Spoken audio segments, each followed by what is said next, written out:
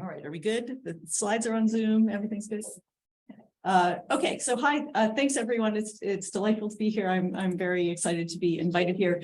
My training is in computer vision, and this used to be my conference, and but for many years now, instead, I've been doing human vision, both basic science and also I'm interested in applications of human vision to all sorts of things. So, but anyway, it's nice to be back. Nice to have an opportunity to be back at my old conference. And these days, hold on, let me just get to where I can see my stuff without seeing Zoom. There we go. These days I study all sorts of kinds of human vision, but these days a lot, for the last decade and a half, roughly, a lot of it is about peripheral vision and attention as kind of the main topics of interest. And so this is going to be a very different topic for you for the rest of the session. It's sort of about the places where your interests and my interests intersect, I think. And that basically is, once you know where someone was fixating, what they were looking at, what they're pointing their eyes at, then what? What can we say based on that about what information the observer has processed, what they've noticed, what their situation awareness is, like what they know about the scene. And another question that sort of started me being invited here is, suppose my eye tracking isn't that good. What can I say about what a person will know? So for instance, just as an example, if your fixation is at that X on that sheep that's to the right, then the question to some extent is, are you processing the sheep, and that's mostly what you know about? Is it possible you're also processing the dog and the grass, and you know more about the scene, and so on? And as you can tell, probably just from pointing your eyes at the sheep, you do see rather a lot about the rest of the scene, even though you're only pointing your eyes at the sheep. And that, in fact, is consistent. We know that people can process more than just where they're pointing their eyes. And here's a demonstration of that. Again, if you fixate on that plus there, I'm going to show you a scene very quickly and just see what you can see while fixating there. And even in that brief presentation, you probably saw that there is a woman and a child. Maybe they're in kind of a school environment, right? They're playing some sort of clapping game, or maybe they're high-fiving or something like that. That's what the image looks like, so you can compare with what your impression was. And it even seemed pretty natural to get that information across the field of view, except, for the short presentation that I flashed the image at you, it probably seemed pretty natural, right? And so once you realize that people could be perceiving information across the field of view at a given fixation, you want to know what information could they possibly be perceiving given that fixation. And for that, you need to know about peripheral vision. And so just some terminology here. If you hold your hand up at arm's length, your thumbnail is about the size of your fovea, your rod-free fovea. The rest of it is what I'm calling peripheral vision. And you probably have heard a lot of myths about peripheral vision. And so I want to start by dispelling some of those myths. You frequently online, for instance, see this claim that peripheral vision has terrible resolution, there's virtually no color vision, that it's all but useless, it just serves to guide the high resolution fovea to the interesting bits, and maybe even with an image like this that attempts to show you what information is available across the field of view. And certainly there's some truth to this, the terrible resolution and the no color vision, but it's been greatly, greatly exaggerated. And I don't want to get too far into the weeds here, but I think it can be worth explaining why it is that people have this misconception so that you can be aware of it. So as you probably know, the eyes have two kinds of photoreceptors, the rods and the cones. The cones are the ones that are dominant in daylight vision, and they fill the fovea, they support color discrimination. And so for most tasks, if you're in a well-lit environment or it's daytime, you're talking about the cones.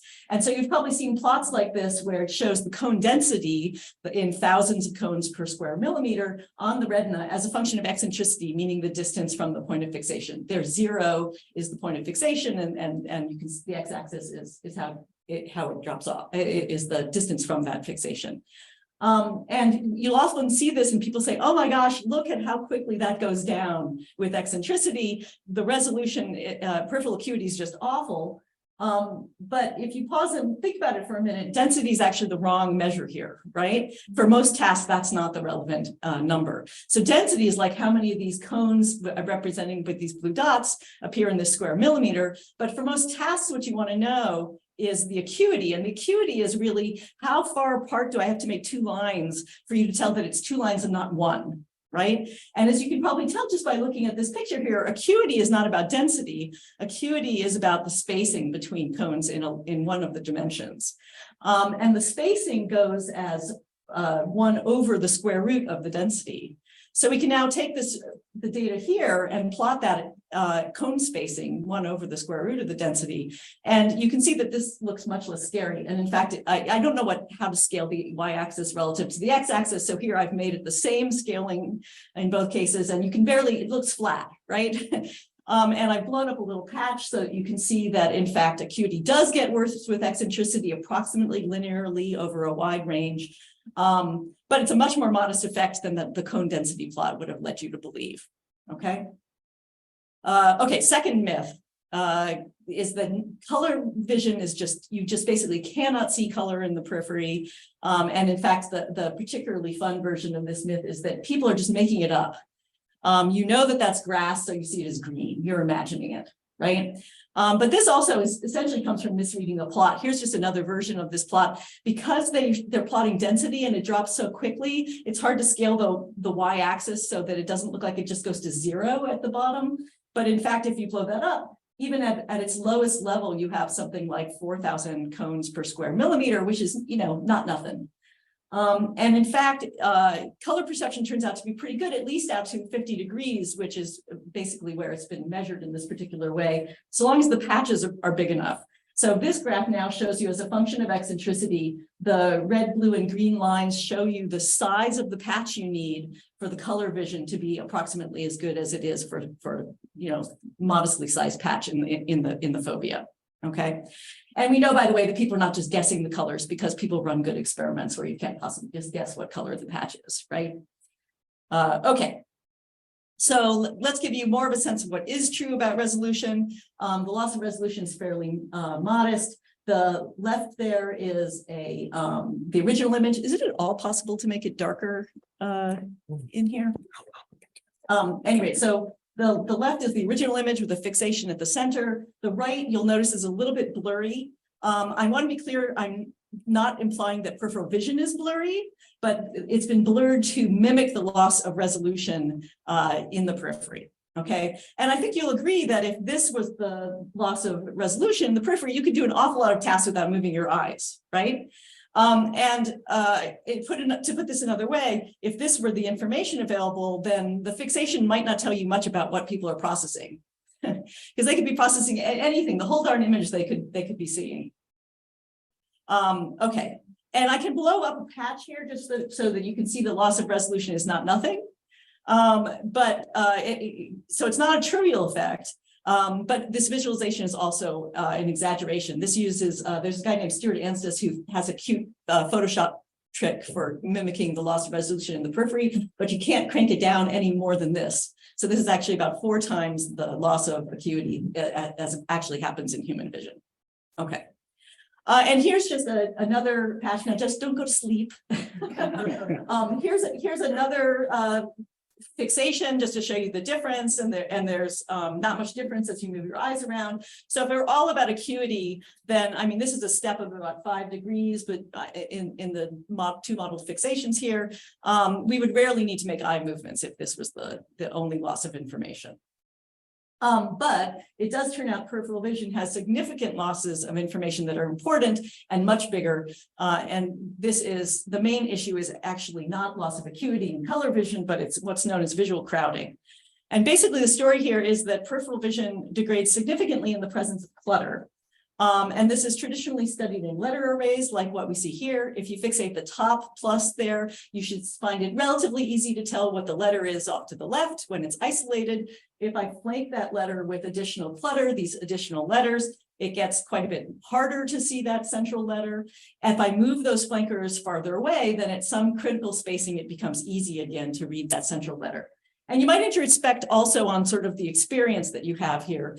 People report that they see letters, but they aren't sure what order they're in, so they're not sure which one is in the center. They report seeing letters that are kind of made up of a jumble of features from multiple letters. So there's this general kind of jumbling percept that people get in the periphery, where you can sort of tell that there are high resolution sharp lines, but you're not sure where the features are. That's a lot of the report, okay? And importantly, this doesn't just happen with letter arrays, it happens anytime there's clutter.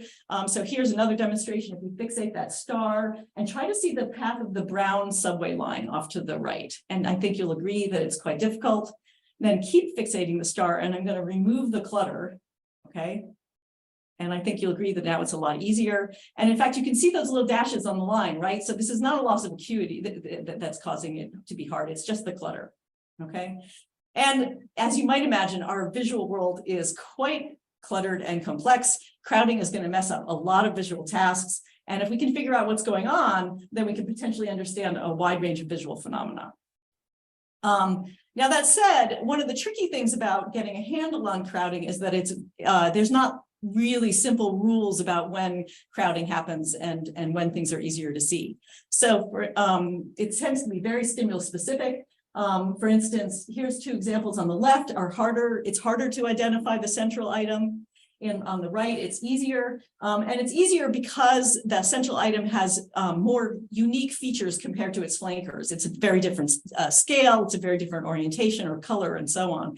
So the grouping or the saliency of the item you're trying to identify affects how easy it is to see in the periphery. It also just hugely depends on complexity. If you fixate the center now, you'll have a much easier time recognizing the O than seeing the details of the house, even though you can probably tell it's a house when this isolated thing is off on the side. So this all makes things very complicated, but the good news is that we have a model. We've spent basically the last decade and a half developing a model of peripheral crowding, which we call the texture tiling model. And basically it says that for a given fixation, the visual system has pooling regions, like these ellipses shown here, that get bigger in a linear way with eccentricity. They get bigger fairly quickly. And within each of these pooling regions, the visual system encodes the image using a rich set of summary image statistics.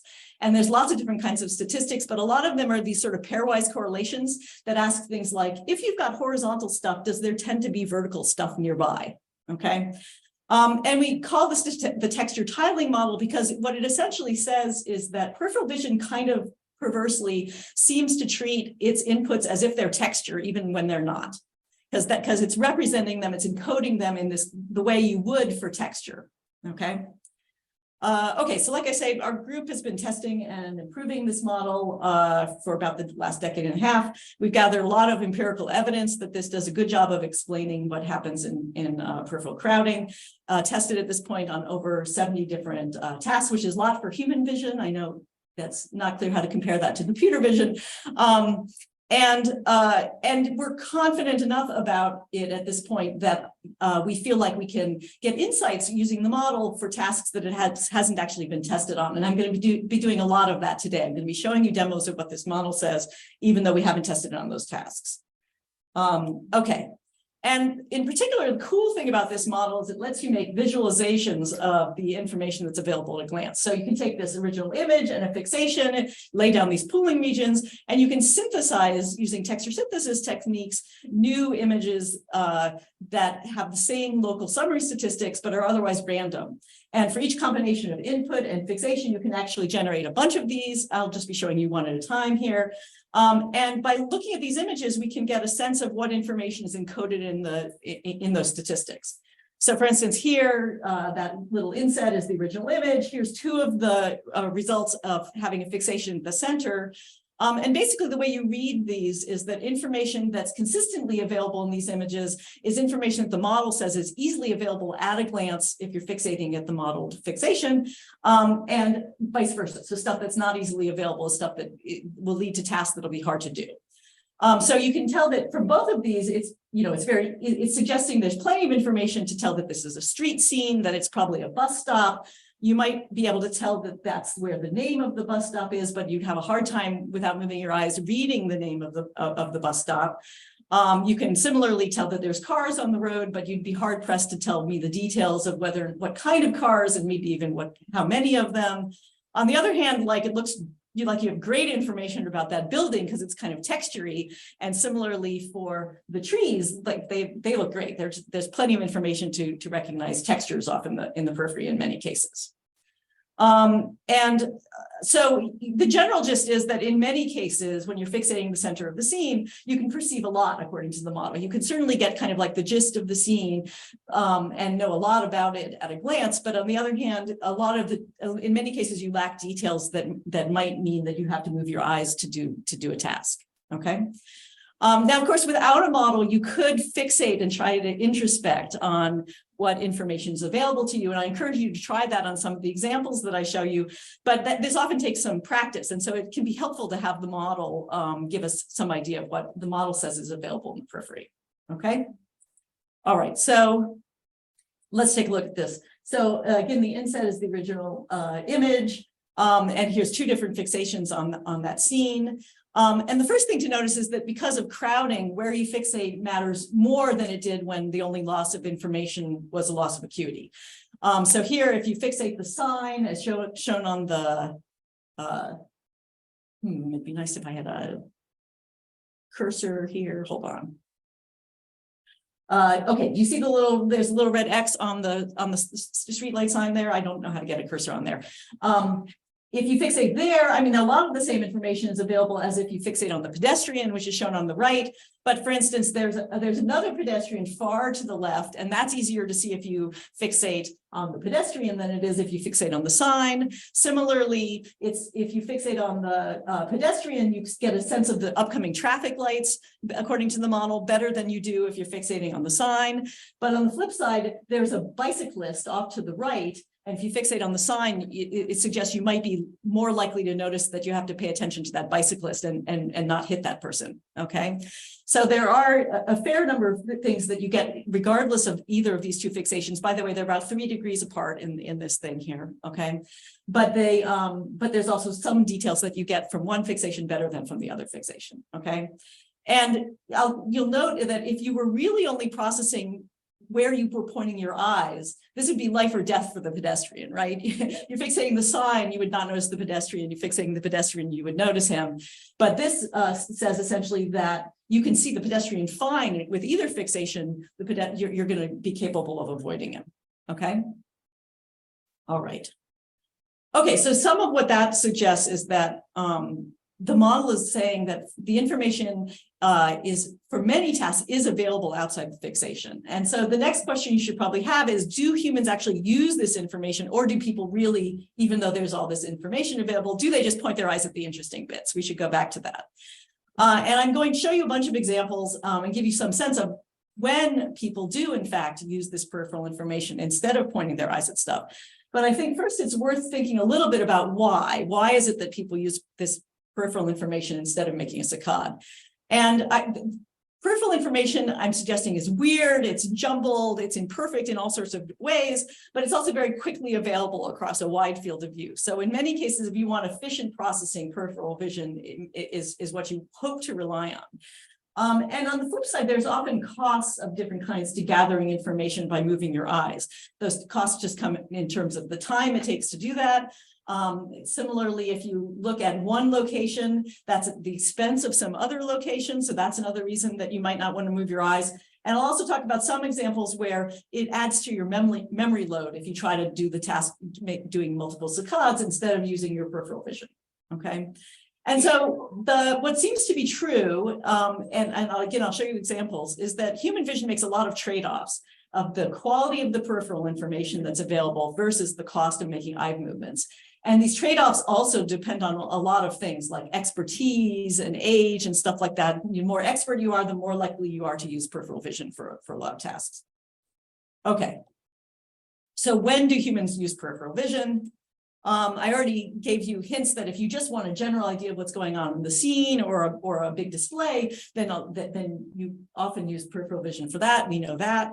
Another place where we know a lot about human use of peripheral vision is for search. If you're looking at a complex scene like this one and you're trying to find the book, there's an X on the image on the right, it's sort of slightly to the right of the scene. That's your fixation.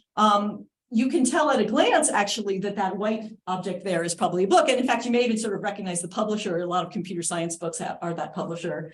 And you can do that with peripheral vision. And if you can find things using peripheral vision, that makes search a whole lot more efficient.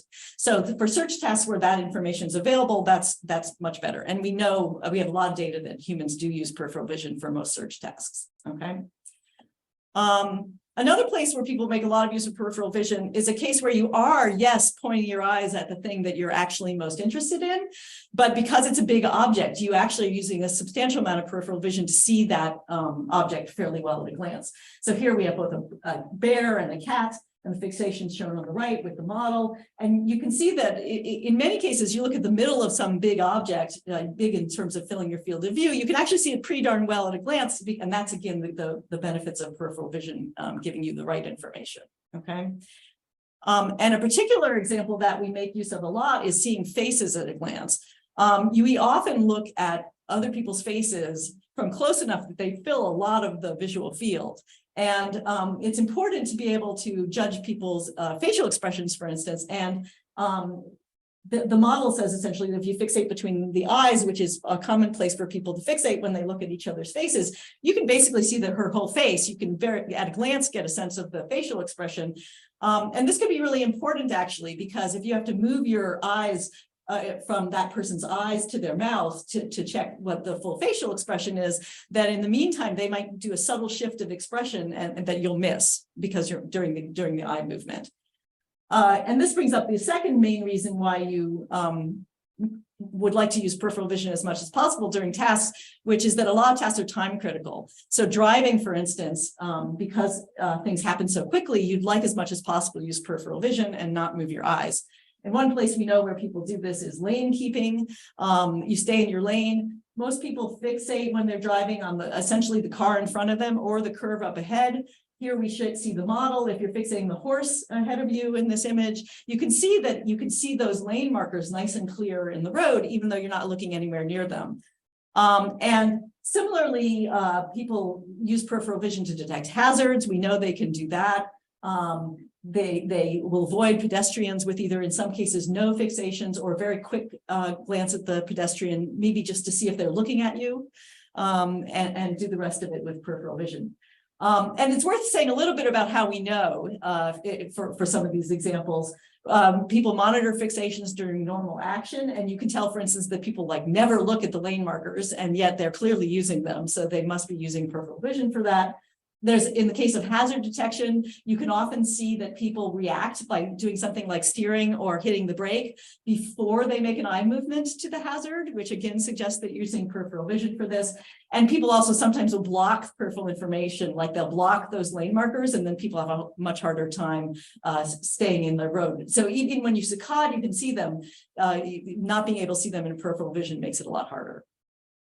Okay. All right. So time critical tasks also brings up sports, another place where people make heavy use of peripheral vision. Sports, again, happen so fast that you can often miss information during a saccade, because as you probably know, you're almost blind during a saccade. You don't get much information then. And sports is just full of information of these trade-offs, where if you look at the ball, for instance, then you can't see the people very well. And this is why professionals rarely look at the ball. In this particular image, you can actually get a pretty good sense of what people are doing because you can see their feet really well, but it's still perhaps not the best idea. Whereas if you look at this sort of unintuitive place of the other player's shoulder, you can actually see the other players just fine. And given that you know there is a ball, you can even kind of infer where the ball is using your peripheral vision. So that may actually be the better fixation. And by the way, in sports also, there's these social costs to looking at things, because you don't want to signal to the other player where you're about to go. And so you also, you're kind of tricking the other player, and therefore you don't want to make saccades for that reason as well. And so one of our colleagues, Christian Fodder, has a really nice review paper. I'll put up the citation at the end, looking at a whole bunch of different sports and seeing to what extent we can see how people use their peripheral vision versus making saccades in these sports. And he's identified essentially 3 strategies. One is this foveal spot strategy, which is the you look at the interesting bits strategy. You don't use that for many sports. It tends to be things where, like archery, where really like all the information is at that one point. And so you go ahead and look at it. That's not to say you're not seeing things in the rest of the world, but you're predominantly processing the thing where you're pointing your eyes. And then there's 2 different examples where people look between the interesting bits of information. The first is known as the visual pivot strategy, where you're planning to make a saccade, but you don't know if you're going to have to saccade to the left or the right. And so you're fixating between them so you can sort of optimally make a quick saccade whichever direction once you realize which direction is the right one, okay? And the other is, he calls the gaze anchor, where there's just not time to make a saccade. And so you've got to make do with your peripheral vision as much as you can. So you fixate between the volleyball and the player and see as much as you can with that imperfect peripheral vision. All right. So you're kind of getting this balance of information in that case. And another really simple example where you do this kind of balancing strategy is just with walking. So when you're walking, it's important to see both what's happening ahead of you, like people who might be coming towards you and stuff like that, and also to see where to place your feet. And so you can see here on the left, I've put the fixation down near your feet. And the problem with that is that then you can't see what's ahead very well. You wouldn't necessarily be able to tell much about the people that are coming or what buildings are up ahead. You can't identify them and so on. Whereas if you fixate on the right at the people that are ahead, you'll notice that at least with this sort of simple road you're walking on, not only can you see ahead now, but you can also see between your feet quite well. So that actually is the more optimal strategy. And for walking environments like this is actually what people do. People look up higher, and yet we know they're using their peripheral vision to see their feet, because if you put on these funky glasses so that you block their feet, they do a lot worse at picking their steps. They go slower and they look down at the ground more so that they can see where their feet placement is going to be. With more challenging walking environments where there's rocks and it's more uncertain and so on, people look a lot closer to their feet and weigh that as opposed to the path ahead and so on. And the flip side, of course, is that there's like trees you have to avoid that people will weigh looking a little bit more than looking down. Okay. Oh, and I just want to also point out, you'll notice that in both of these fixations, you can get a lot of information about those 2 people that you might be about to walk between, right? The kind of clear path ahead of you. And so I think another thing that you use peripheral vision for a lot is sort of like the placement of your body relative to other objects in the scene for doing things like obstacle avoidance and possibly also in some cases grasping and things like that. And that leads to somewhat more speculative things that use peripheral vision for, which are these comparison tasks. So for instance, if you're looking at those 2 dogs and you're trying to decide, are they the same? You're making sort of a symmetry judgment, or maybe you're trying to say which of those 2 dogs is bigger or something like that. Then I think you probably use peripheral vision for a lot of those tasks, but this is much less well studied. And the reason is that if you do it with a saccade, then you look at one dog and you get all the details of that one dog, and then you have to remember the details of that dog while you look at the other dog, and that's like a lot of load on your memory. So to the extent that you can do the task using peripheral vision to do the comparison instead, it's probably a lot easier and less tiring and so on. Another place where it's less speculative, though, is we do know that people use peripheral vision to judge the gaze of another person. So here, I'm not showing the fixation on the model because I want you to be able to see his face, but I put the fixation basically between his nose, on the tip of his nose there. And you can see that even though the model says, even though you might not know that for sure that's a Frisbee that he's looking at, you're pretty darn sure that he's looking at that green thing. And we know that humans use peripheral vision to do this because in the wild, after they saccade to the guy's head, they very frequently saccade to the thing he's looking at. So they clearly are judging that with peripheral vision. Okay. Now, of course, the fixation can be the focus of what people are processing. I mentioned archery already, cases where there's important information largely in this one location. There's also cases where you really need very detailed information and it's just not available in the periphery. So in the case of reading, you really have to move your eyes and you really are reading the parts that you're pointing your eyes at. Okay. So one last thing to note is that the model is showing you the information that could be available to the observer, but there's other things I haven't talked about that can reduce the information that's available. You could be distracted, you could be thinking about something else, you could be doing some problem in your head or something. That might reduce the information that you have available, even though in theory you could get that information. And these are certainly important factors, but it's also worth noting that their importance has probably been overestimated. People worry more about distraction than they probably should. And there's also this other thing, which is that they might be processing that information, but they might not be aware of it. So that also, like, there's things that they'll consciously know, and there's things that they don't consciously know, but like, you know, they'll duck to avoid a tree branch, even though they're not aware of the tree branch and stuff like that. Okay. So in summary, what did the observer see? If you want to know this, it's important to know about peripheral vision. People often process information that's not at the fixation, especially when information is distributed across space or the situation, the task is time critical. And it may in many cases be easier to use peripheral information, even though it's imperfect, than it is to remember what happened on the previous fixation. So from the point of view of gaze estimation, this is sort of good news, bad news, right? Figuring out what people see and what they know about a situation is a super interesting problem, but in many cases, there's not a straightforward solution. You know, on the other hand, you could say some of what this says is that your eye tracking may not have to be super accurate. Like if you really thought they were only processing the thing they were pointing their eyes at, then you really need super high accuracy. Maybe not so in this case. You can get a pretty good estimates of what information is available without having that kind of accuracy. Hopefully it helps that peripheral vision is now better understood. We've got this model that you can run. And the model peripheral vision gives you essentially an upper bound on the information that's available to the observer. And then I'll just leave you with 3 papers that I made heavy use of during this talk. The first is a review of peripheral vision from sort of just a human vision point of view. The second one is from our colleagues, Christian Butter and others, looking at sports vision and reviewing the literature to say, what do we know about where people look and how they're processing information? And the last one is a more recent review paper we've done on peripheral vision in walking and driving, aviation. I forget if there's other applications in there, but other applications like that. And thanks to many students whose work went into a lot of this here, but especially the ones I've listed here who helped out with many of the demonstrations for the slides. And thank you. Thank you for the inspiring talk.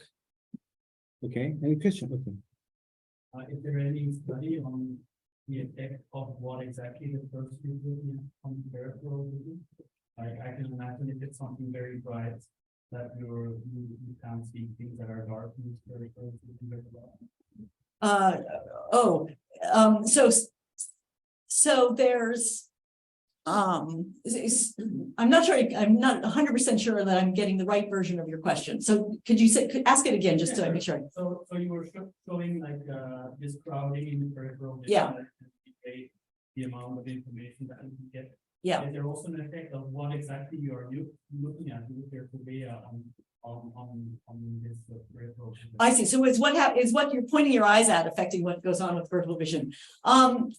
There are some hints of that, but the literature is not very clear at this point. There's some hints that, like, for instance, if you have a task and sort of the answer you would get from the fovea is different from the answer you get from the periphery, that has kind of an effect. So people have found sort of like conflict kinds of things. I don't know of anything where, like contrast at the fovea affects peripheral vision, but it's an interesting question. I can't think of any studies on that. Other questions? Are there any studies on properties of the temporal space for the model? For example, what kind of properties or attributes does the object need to have for us to register it moving in the periphery? Yeah. So there's 2 sets of things.